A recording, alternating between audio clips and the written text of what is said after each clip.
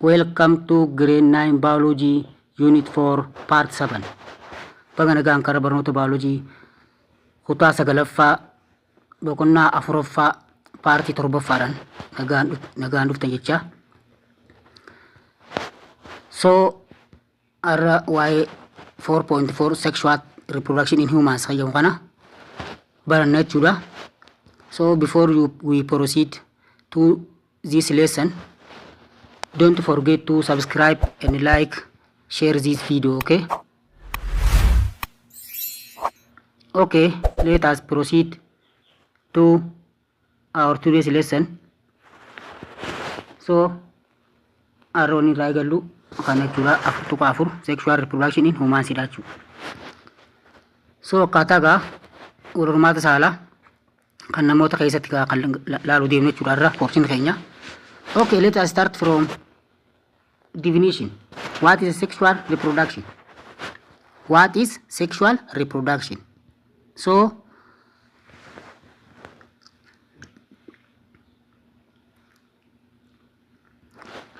sexual reproduction involves the production of sex cell. Look, sexual reproduction involves the production of sex cell.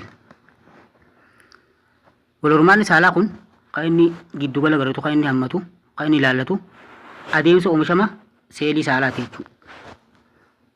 Adeemsa oomishama seelii saalaatiin involve yookaan immoo gaggeeffama jechuudha. Okay? So it almost always involves two parents. Look, it always involves two parent organism.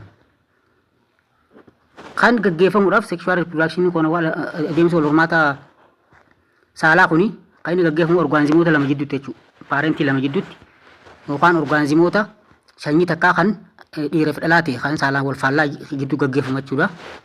Okay? This is opposite for asexual reproduction. Kun faallaa karaa walhormaata saala maleeti. Walhormaanni saala malee akkuma barannetti maatii tokko yookaan orgaanizimii tokko qofaatu adda kutamee ilmoo ta'a jechuudha yookaan ilmoo uuma malee orgaanizimii lama walitti dhufuun barbaachisu jechuudha. Adeemsa walhormaata saalaa kana keessatti immoo orgaanizimii lama walitti dhufaa jechuudha. Akkasumas seelii yookaan immoo seelii saalaatu oomishama jechuudha dhiiraa fi dhalaa jidduutti jechuudha. Fakkeenyaaf dhalaan eegii yookaan killee yoo qopheessitu dhiirti immoo isparmii qopheessite jechuudha. Haala kanaan walhormaanni gaggeeffama jechuudha. So these sex cell are called gametes. Seeliin saalaa kun maal jedhama? Gaameetii jedhama jechuudha. Maqaa waliigala seelii saalaa killee fi isparmiin maqaan isaanii yookaan waliigalaa kun gametes jedhamee yaamama jechuudha. And also they are made in reproductive organs. Akkasumas kan inni keessatti oomishamu, kan inni keessatti qophaa'u qaamota walhormaataa keessatti jechuudha. Qaamota walhormaata dhiirris haa ta'u, qaamota walhormaata dhalaa keessatti kan oomishamu ta'uu isaati jechuudha. Seelii yookaan immoo gaameetiin kun.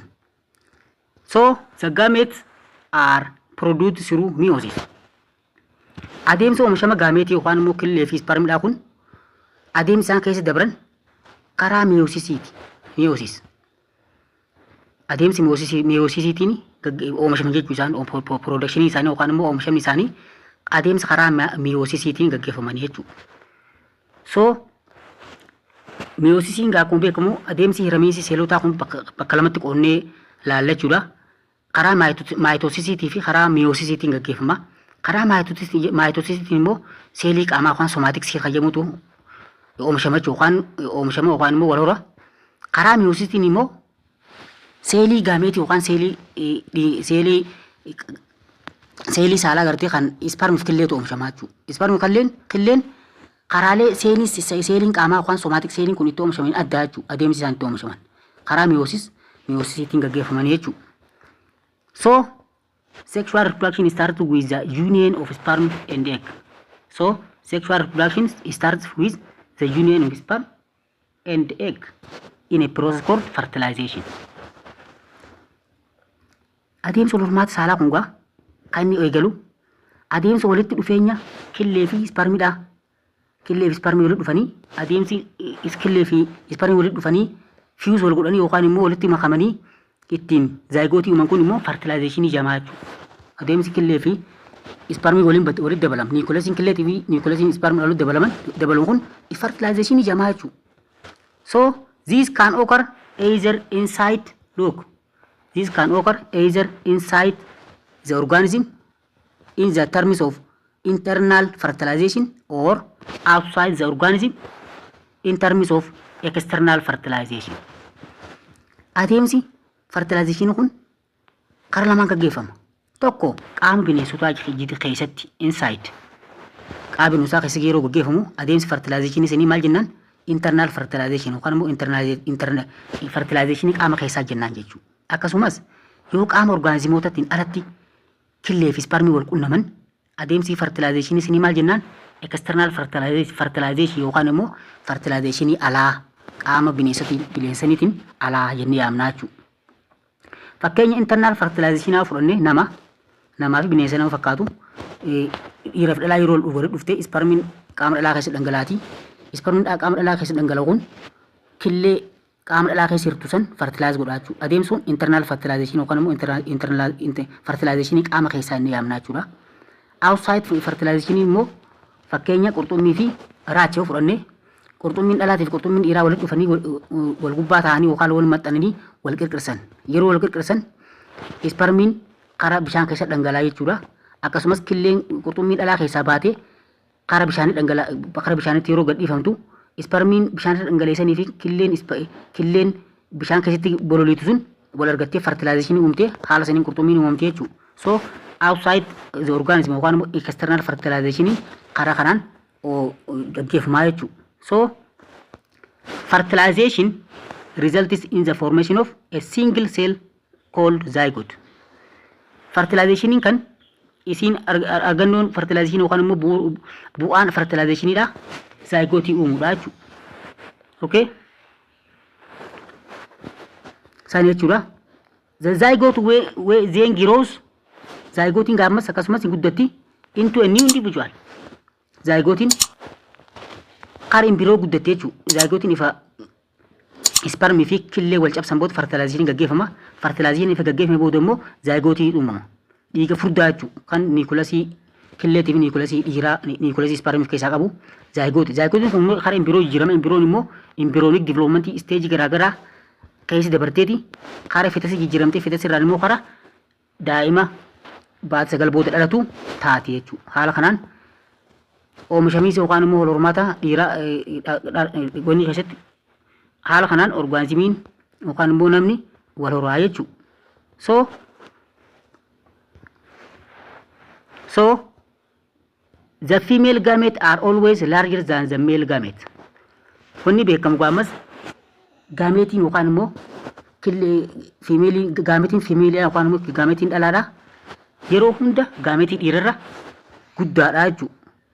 And they also are not mobile. Irra guddaa ta'e ammas bakkaa bakkatti sochiin socho'u jechuudha. Fakkeenyaaf killeen dhiiraa killeen dubartoota keessatti jirtu jechuudha. Spermii dhiira keessa jirtu irra guddoo. Akkuma guddoo san taatee immoo bakkaa bakkatti mobile taatee achi fiiguu hin dandeessu jechuudha akka spermiitti. Akka spermiitti ol fiigdee eegee waan qabdu spermiin eegee qaba. Ol fiigeetti bakka fedhe fageenya fedhe dhaqee killee sin qabsuu danda'a. Isin immoo are not mobile yeroo jennu bakkaa bakkatti socho'uu hin dandeessu jechuudha. Gameetiin yookaan immoo killeen dubartiidha. Spermii dhiirarra guddoo ta'uu isin kan agarsiisu akkasumas bakkaa bakka socho'uu akka hin dandeenye kan agarsiisu ta'uu isaati jechuudha. Okay? Okay. When we come to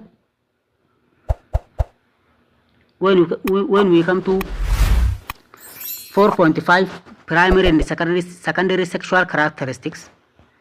So mazduri kanatti yoo dhufnu 4.5 kuni primary and secondary sexual characteristics jechuudha. Amaloota saalaa jalqabaatii fi amaluu saalaa lammaffaa yookaan saalammeessoo kan inni kana jechuudha kan nama keessatti mul'atu kana jechuudha. What are primary sexual characteristics? Look, what are primary sexual characteristics? So, in human males, dhiira keessatti fakkeenyaaf dhiira keessatti dhiirti born with penis yeroo dhalattu dhiirti takka garaadhaa keessaa yeroo dhalattutti penis qabattee penis jechuun qunxurroo jechuudha yookaan immoo tamboo jechuudha. Scrotum qola cidhaan haguugee argamu jechuudha. Akkasumas testicles cidhaan lamaan rarree argamu kana qabatee dhalataa jechuudha dhiirti. Indeersoo dhalaan immoo whereas females are born with vagina buqosha jechuudha.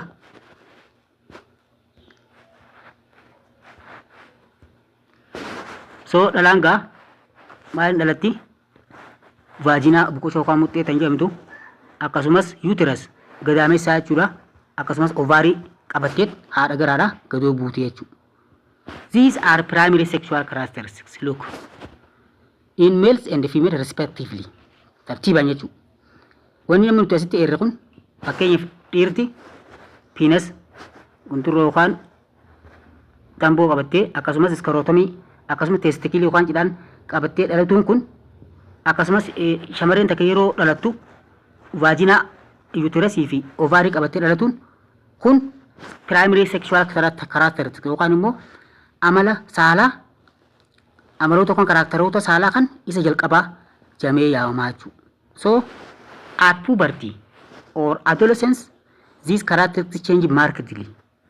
Yeroo dargaggummaadhaa yeroo amaloonni saala lameessuudhaa nama jalqaban. So yeroo dargaggummaadhaa at puberty or adolescence yeroo jennu kana keessatti jijjiiramoota ajaa'ibaatu dhiiras ta'ee dhala irratti argamaa jechuudha. So what are secondary sexual characteristics? So yeroo puberty sadarkaa dargaggummaa kana keessatti gaa amala saala lameessoo tu irratti argamachuu dhiiraaf dhalaa jidduutti. Okay? Dhiiraaf dhala irratti illee jechuudha. Puberty begins in the early teen years. Pubertiin tun dargaggummaan amalli dargaggummaa hungaa kan inni jalqabu early teen years. Umrii early teen years jechuun umrii ijoollummaa tan jalqaba dargaggummaatti gartuun jechuudha. Kan keessatti eegala jechuudha. Osuma qaamni namaan jabaatiin yookaan osuma gartee haala konfideensa hin ta'in jalqabaa yeroo qaamni kun pubertiin ati jalqabdu see eegala jechuudha. Teen years. Puberty or adolescence is the time when secondary sexual characteristics begin to develop. Puberty ta'e adolescensiin yeroo amalli saala lameessoo gartee lammaffaadhaa kun amalli saala lameessoo lammaffaa kun dhiiras ta'e dhala irratti ittiin eegalu jechuudha. Develop yookaan immoo argamuu itti eegalu jechuudha. Okay? Secondary sexual characteristics begin to develop so that sexual maturity is reached. Amalli saala lameessoo kun eegalee yeroo guddina eegalutti sababa saniitiif sexual maturitiin yookaan immoo bilchinni saalaa kan ittiin gaamu jechuudha. Reach jechuun kan ittiin gahu kan sexual maturitiin itti geessu jechuudha. Sexual maturity jechuun karaa saalaatiin bilchaachuu jechuudha. Bilchaachuu yookaan immoo gahuu oomisha namaatiif yookaan immoo ilmoo dhaluuf oomishamni gahuu jechuudha. Namni takka dhalaan takka yookaan dhiirri takka sexual maturity reach taanan ilmoo dhaluu danda'u isaati jechuudha. Sarkaa tana kan itti qaqqabu jechuudha. Okay? Sexual maturity means that the potential for sexual reproduction exists. Look, asirratti gaa sexual maturity jechuun jedhe. Sexual maturity jechuun adeemsa yookaan dandeettii namni tokko karaa sexual reproductionitiin karaa saalaatiin wal hormaata saalaatiin dhaluu danda'u ilmoo dhaluu danda'udha jechuudha. Potenshaala ilmoo dhaluu danda'udha yeroo ati qabaattu sexual maturitiin tantee reach taate yookaan immoo geessee jechuudha. Okay? Secondary sexual characteristics in male include amalli saala lameessoo amalli karakteroonni amala saala lameessoo mul'isan kan dhiira keessaa kan yoo ilaalle growth and maintenance of male sex organs guddinaa fi akkasumas dagaagina qaama hormaata dhiiraa. Qaama hormaata dhiiraa irratti mul'ata jechuudha. Sarkaa kana keessatti yeroo dhiirri tokko dardaru yookaan amala saala lameessoo yeroo ga'utti guddina qaama isaa dabalatee akkasumas guddachuu qaama hormaata isaati. Kanaan beekama jechuudha. Tokkoffaa. akkasumas an increase in body hair qaamni rifeensonni gartee qaamarra jiran kan bobaa jalaa kan naannoo qaama saalaa akkasumas kanneen fuula rabban akkan wanni akka areedaa kun hundi increase yookaan immoo bahu eegalu jechuudha dhiira keessatti dhiira irratti. An increase in muscle mass maashaan dhiiraa cimoo jechuudha yookaan immoo guddachuu namni tokko irree baasee qoma kana dhiibee qomni isaa guddattee jechuudha. Qaamni isaa hundi maashaan qaamni isaa keessa jiru hundi isaa muscle mass hammaan guddachuu cimoo jechuudha. Kunis amala saalammeessoo keessatti kan dhiirtii ittiin adda baafatu keessaa tokko jechuudha. Akkasumas increase growth of long bone lafee dhedheertuu kanneen akka armis kan akka armiidhaa kan akka miilaa akkasumas deepening of the voice sagaleen furdachuu kun amaloonni nama irratti dudubbanna kun amala saalammeessoo dhiiraati jechuudha. Dhiirri takka yookaan mucaan tokko amalli kun irratti mul'ate taanaan amala saalammeessuudhaa seenee jira jechuudha. Okay? Okay, what role do hormones play in puberty? Hormoononni akkamitti puberty keessatti gahee guddaa taphatan? What do hormones play in puberty?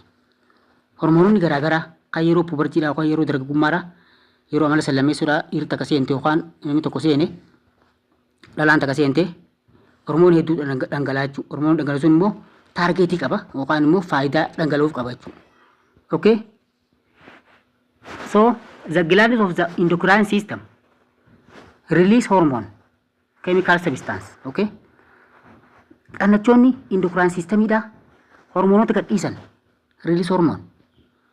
Hormone jechuun gaa chemical substance wantoota keemikaalaati kan gahee guddaa taphatu jechuudha. Which control the development and activity. Look, hormoononni kun maal fayyadan? Control the development and activity of the male reproductive organ. Guddinaa fi dagaagina yookaan sosochii qaama hormaata dhiiraa kan to'atan yookaan kan itti fufsiisan kan dagaagsan jechuudha. Hormooniin kun. So the changes that occur during puberty are controlled by sex hormone. Jijjiiramoonni yeroo sarkaa pubertiidhaa yeroo sarkaa dargaggummaadhaa uumaman hundi isaanii kan isaan to'atamaniin seelii saalaa yookaan sex hormone kan inni kanaan jechuudha. Okay? These hormones are secreted by endocrine system. Hormooniin kun kan inni secrete ta'uun kan inni oomishamuun endocrine system kan sirna endocrine systemiitiin kan oomishamu ta'uu isaati jechuudha. Okay? Okay. The onset of puberty in males cause, look, the onset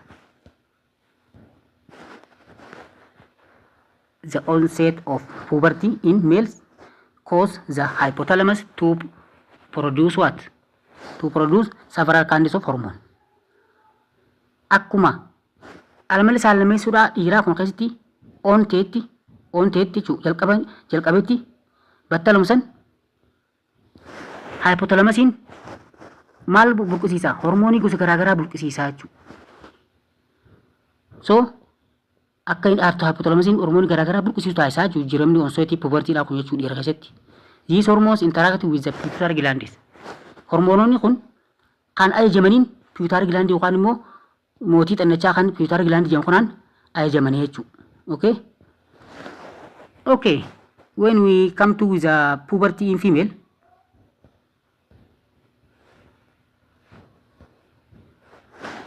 okay, puberty in female begins with the early teen years. Amalli dargaggummaa shamarreetis kan inni jalqabu umrii tiineejerii isiin jirtu irratti kan ta'u yoo ta'u in female keessatti jechuudha. Shamarran keessatti luteinizing hormone cause eggs to be released into the oviduct. Look, hormoononni xannacha pituitariitiin maddu kan akka luteinizing hormoonidha kun akka qilleen gadi dhiifamtu taasisaa jechuudha. Ovidaktii yookaan immoo ujummoo ovaarii keessatti akka gadi dhiifamtu kan taasisu yoo ta'u follicle stimulating hormone immoo follicle stimulating hormone stimulates the development of follicle in the ovary. akka killeen follikilii keessatti dagaayitu yookaan immoo killeen bilchaattee dagaayitu ovaarii keessatti guddattu akkasiin maashuur taatu kan godhu jechuudha. Follicle stimulating hormone jechuudha. Akka killeen follikilii ovaarii keessatti guddattu kan taasisu ta'uu isaati jechuudha. So a follicle is a group of epithelial cells. Folliciliin tun garee seelota epitheliaaliti. These epithelial cells surround developing egg. Epithelial cells kun seeliin epithelial kun maal marsan? Killee guddachaa jirtu kan maashuur ta'aa jirtu kan bilchaataa jirtu tana marsanii argamanii jechuudha. So follicle stimulating hormone FSH follicle stimulating hormone jechuudha. Akkasiin naa qabaddaa. Also cause hormone called estrogen to be released from the ovary. Akkasumas follicle stimulating hormone killee qofa stimulate godhuuf yookaan killeen qofti akka hin guddattu yookaan follikiliin achi keessatti akka dagaayitee killeen sun guddattu godhuu osoo hin taane maal godha? Hormoonii estiroojiinii kan akka inni riliis ta'u akka inni oomishamu akka inni dhangala'u akka inni burqu taasisaa jechuudha. Maalirraa? Firoom ovaarii. Ovaariirraa akka inni riliis ta'u godhaa jechuudha. It is responsible for the secondary sexual characteristics. Look, estiroojiinii hormoonii estiroojiinii kun gahee guddaa kan taphatu itti gaafatamummaan isaa secondary sexual characteristics amala saallameessoo dubartootaa keessatti akka inni jalqabu taasisu ta'uu isaa estroogeniin kun. So secondary sexual characteristics in female include amaloon taateewwan amala saallameessoo dubartii irratti mul'atan kan armaan gadiiti jechuudha. Ilaalla tokko tokkoon. Okay, number 1, increase in the growth rate of the long bone. Lafee dheertuu tan akka harkaa tan akka miilaa tun saffisaan guddatee dagaagudha. Jalqaba irratti jechuudha. Amala saallameessoo dubartii kana keessatti.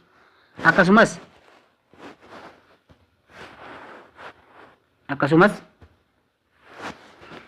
develop more hair. Akkuma dhiiratti rifeensa bobaa jala qaama saalaa isaanii moggatti ni baasan jechuudha. Akkasuma akkuma beekamu dhalaan fuularraan qabdu dhiirti immoo areeta qabdi fuularraa isaantu itti baa dhalarratti areenni hin bahu. Rifeensi bahu rifeensa bobaa jalaatii fi rifeensa qaama saalaa moggaadhaatu baha jechuudha. Especially under arm and the pubic area. Look, the pubic area pubic area kun yeroo waan biraan sayina pubic area naannoo buqusha moggaa jechuudha. Pubic area. Fakkeenyaaf tun immoo vaajinaa yoo taate pubic area jechuun naannoo tana jechuudha. Pubic area marsitee jechuudha. Asirratti rifeensi baba'uu eegaluu jechuudha. Rifeensi irratti baba'uu eegalaa jechuudha. Okay? Pubic area jechuun kan waan biraan seetatanii na duraan dogoggorina. So the hips broaden. The hips broaden. Akkasumas hipsiin yookaan immoo hidhiin ni furdatti akkasumas more faatiin baay'inaan keessatti gaggeeffamtu jechuudha. Faatiin baay'inaan coomni keessatti deposit ta'a jechuudha. In the breast keessattuu harma keessatti jechuudha. Faatiin haara kanaan harma keessatti ba'u kun immoo harmi akka inni ba'u akka inni guddatee dhalaa irraa mul'atu wanni godhachuu beeksisa jechuudha. Buttocks and thighs are develop. Sarbaan isiidhaa kun guddachuu dagaagoo jechuudha. Sarbaan isiidhaa tafte jechuudha. Tafti isiidhaa bakki isiin ilmoo itti baadhattu maaliif gaa dhalaan jala kana guddattee nu jamsun buttocks and thighs jechuu kana jechuudha. Maaliif mudhii gadiin hudduu tanaan hudduu guddattuu sarbaan gamaa gamanatti silaa ilmoo yeroo isin gara qabatte qabamus guddatu jechuudha. Buttocks and thighs jechuun sii tana jechuudha. Kun guddatuunis amala saallameessoo dubartii keessatti mul'atu jechuudha. So akkasumas sagaleen qallachuunis amaloota dubartii ittiin adda beekamtu yoo ta'u akkasumas the menstrual cycle sirna marsaa laguudhaa jalqabuudha. Sirna marsaa laguudhaa xuriin itti dhufuudha jechuudha. Amalli mallattoon isiin sadarkaa pubertiidhaa yookaan sadarkaa dargummaa dhaga'uu isiin ittiin beekamtu isa kanaa jechuudha. So akkasumas asirratti hin jiru malee maal seete fedhiin saala faallaadhaa dabaluudha. Dhiirti takka ifa darate booda dubartii jaalachuu wajji jiraachuu fedhuu kana jechuudha. Increase the love of each other. Kan hundi amala saalameessoo dhiiraa fi dhalaa jettuu argamu jechuudha. So har'aaf nuuf gaa'ee yeroo itti aanu yeroo biraatti sagantaa biraatti nagaa deebinutti nagaatti